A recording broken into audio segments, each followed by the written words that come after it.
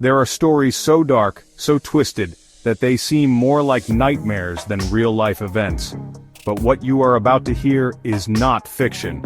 It is the chilling, true account of one of the most terrifying killers to ever walk the secluded trails of California.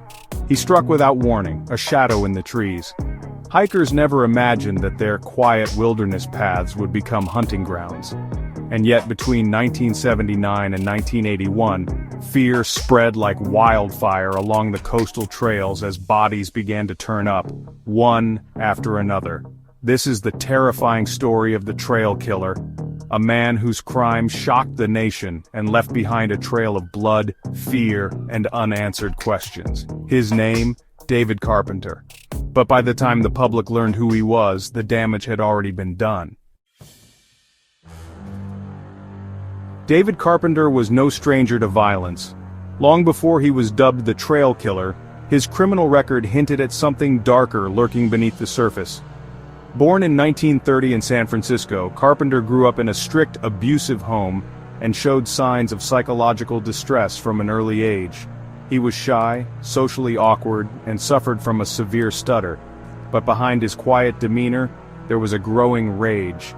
By the 1960s, he had already committed violent crimes, including the attempted murder of a woman he knew. Yet no one could have foreseen the horror that would unfold years later. By the late 1970s, California's lush hiking trails had become his sinister playground. His victims were often women, some alone, others with friends or partners. He stalked them silently, watching, waiting, and when the moment was right, he struck, brutally, efficiently, vanishing into the woods like a ghost. Carpenter's attacks followed a chilling pattern. He would lie in wait in remote, scenic trail areas, places meant for peace and reflection. Then, using a gun or a knife, he would ambush unsuspecting hikers. Some victims were tied up. Others were sexually assaulted before being killed. Many were shot at point-blank range, execution style. The brutality of the killings shocked authorities, and the randomness of the locations made him nearly impossible to track. Fear gripped Northern California. Women were warned not to hike alone. Park rangers increased patrols, but even with helicopters sweeping the trails and roadblocks set up near popular parks, the killer remained one step ahead. Each new body found added another layer of terror, another life stolen, another family torn apart.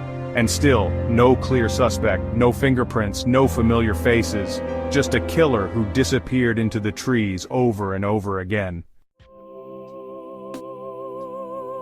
It wasn't until 1981 that a crucial mistake led to Carpenter's downfall. On May 2nd, Ellen Hansen and her boyfriend, Stephen Herdle, were hiking in Henry Cowell Redwood State Park. They were ambushed by a gunman. Ellen was killed, but Stephen survived the attack, miraculously.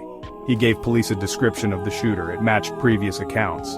Days later, Carpenter was arrested. He was calm, cool. He denied everything. But forensic evidence told a different story.